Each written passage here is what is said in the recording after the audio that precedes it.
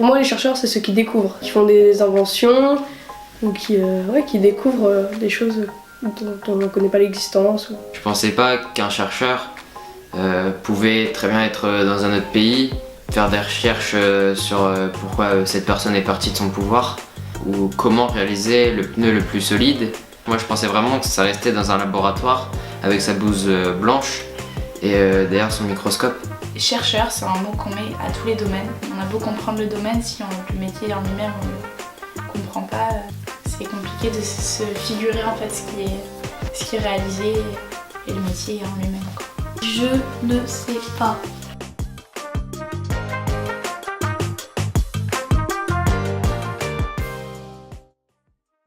Pourquoi vous avez choisi ce métier et pas un autre métier comme policier dans la police scientifique? Pourquoi vraiment chercheur dans ce domaine? On peut faire plein de choses en recherche, c'est-à-dire qu'on ne s'ennuie pas. Parce que les nuages, ça me fascinait pas mal.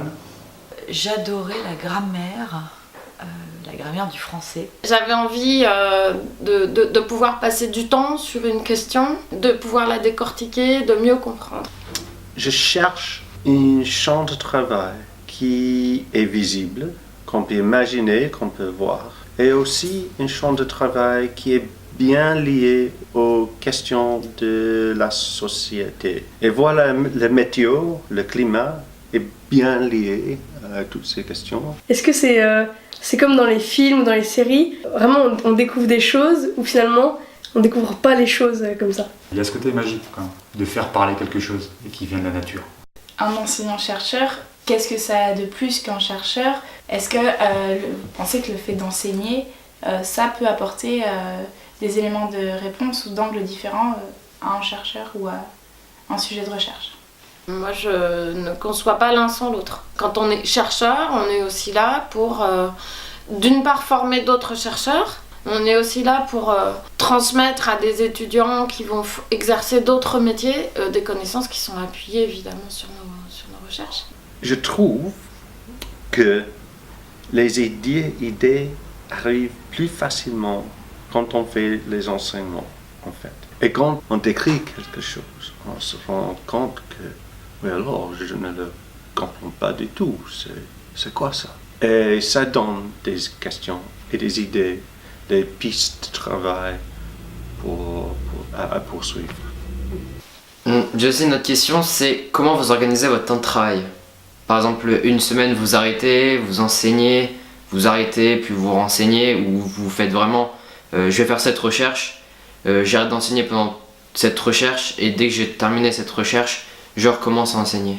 Concrètement, dans la semaine, en gros, j'ai 2 jours à consacrer à la recherche, une journée à l'administratif et 2 jours consacrés à l'enseignement. Je fais 3-4 choses en parallèle au niveau recherche. Donc il y a différentes échelles de temps, et ça c'est intéressant. Il faut de la liberté pour penser aux questions qui ne demandent pas d'organisation pour la créativité. Alors moi j'imagine un chercheur ça travaille en équipe, et après ça rassemble les réponses et ça met en commun. Est-ce que c'est vraiment ça? Vous travaillez solo ou en équipe? Ce que je fais moi, c'est plutôt en fait souvent de mener les enquêtes seule, ensuite de m'insérer dans des groupes pour discuter ces enquêtes, discuter les résultats, en étant critiqué par d'autres pour avancer.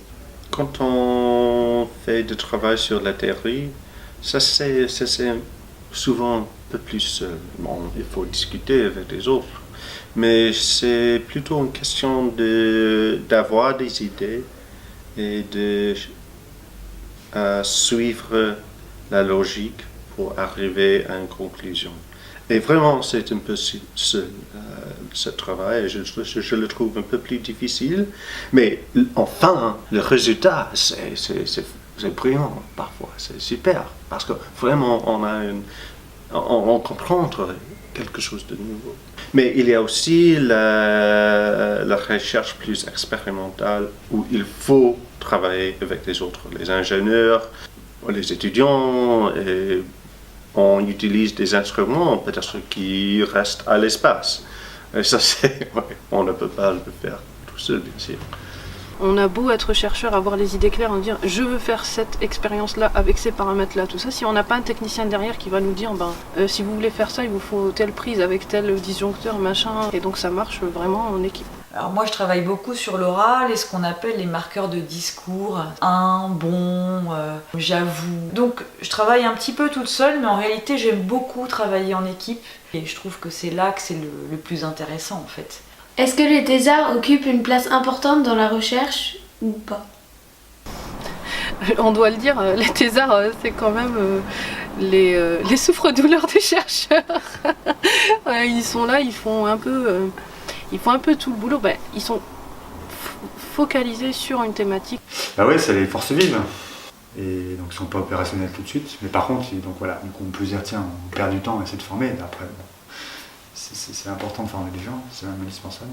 Mais surtout, au bout d'un moment, c'est eux qui prennent vraiment un sujet en entier et qui sont 100% dedans et qui le font avancer, plus que nous, guidés par nous, quoi. Un laboratoire fonctionne pas mal comme ça. Il se base sur des doctorants qui font des choses un peu pointues comme ça, et puis le tout fait avancer la recherche et les compétences d'un laboratoire. Comment tu choisis un sujet de recherche? Puisque techniquement, ce que tu recherches, c'est qu'il n'y a rien, ou presque dessus. À quel moment on se dit je veux faire une recherche là-dessus, je veux essayer d'aller innover ce domaine-là en particulier, et ça se trouve ça mènera à rien et on ne sait pas. Dans les conférences, c'est un moment où tout le monde explique ce qu'il fait et on voit bien quels sont les enjeux. Et ça nourrit des réflexions et des envies d'aller dans telle direction ou telle autre. Donc à partir d'une réflexion sur la crise politique qu'a connue le Brésil l'année dernière, donc en 2016, la présidente Dilma Rousseff a été destituée sous prétexte de corruption. En réalité, c'est un vrai coup de force de la part de l'opposition parlementaire.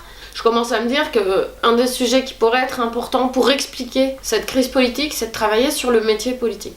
Au-delà de l'explication à court terme, il faudrait mieux comprendre comment travaillent ces députés. Pendant vos recherches, comment les idées viennent à vous? Comment vous les trouvez? Des fois, elles sont complètement nulles, c'est la réalité. Mais c'est en faisant des bêtises qu'on découvre des trucs. C'est jamais clair. Ouais, les idées, ils arrivent. C'est un peu bizarre. Dans vos recherches, est-ce que vous faites une différence entre la recherche appliquée et la recherche fondamentale? Je trouve la physique fondamentale et la physique appliquée sont partie de la même champ, c'est la physique. Et il faut faire les deux pour comprendre les deux. C'est plutôt la passerelle qui est intéressante parce que justement quand on comprend à petite échelle ce qui se passe, toute la magie c'est quand on passe à l'échelle industrielle et qu'on voit ce que ça a eu comme impact. Et donc cette passerelle-là et la faire comprendre justement à des industriels qui n'ont pas le microscope pour regarder et pour comprendre ce phénomène fondamental, je pense que c'est ça qui est intéressant. Le fondamental c'est plutôt comment on fait pour accéder à cette chose-là. Et en fait, l'appliquer ensuite dirait par exemple jusqu'à quelle précision on peut aller. Donc les deux sont intéressants, parce qu'une fois qu'on a la précision sur quelque chose, on peut aussi avoir des objectifs, avoir l'ambition, étant donné qu'on sait à quelle précision on peut restituer telle chose. Alors en sciences sociales, c'est difficile de faire une différence entre ce qui pourrait être une recherche fondamentale et une recherche appliquée.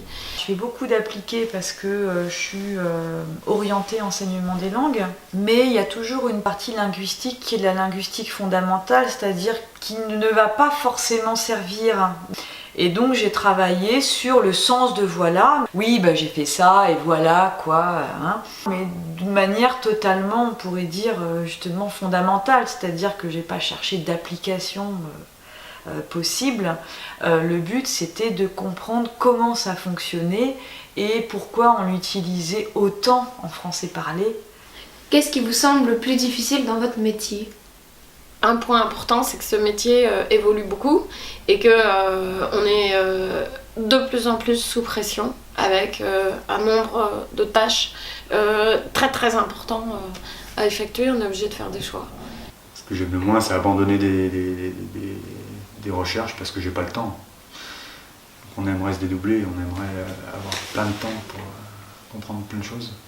En fait, c'est un métier un peu dur parce qu'on réfléchit toujours sur les problèmes et ça me donne un peu de plaisir, mais aussi c'est un peu difficile de se séparer la vie normale et la vie de la recherche. Peut-être ce qui me plaît le moins, c'est la rédaction. Je crois qu'il y a beaucoup de chercheurs pour lesquels c'est peut-être le plus compliqué, rendre compte des résultats, se mettre à écrire, à formaliser les choses.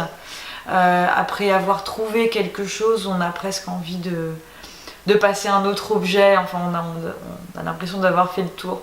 Qu'est-ce qui vous plaît le plus dans votre métier? Qu'est-ce qui vous donne le matin la force de vous réveiller et de vous dire aujourd'hui je vais faire ça?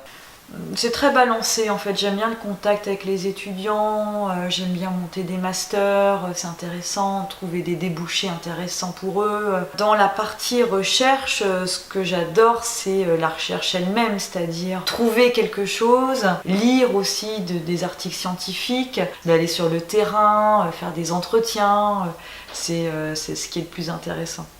Je pense que c'est les soutenances de thèse. Les résultats qui me donnent le plus de plaisir, c'est quand on a trouvé une façon d'expliquer des choses énormément compliquées avec un maximum de simplicité.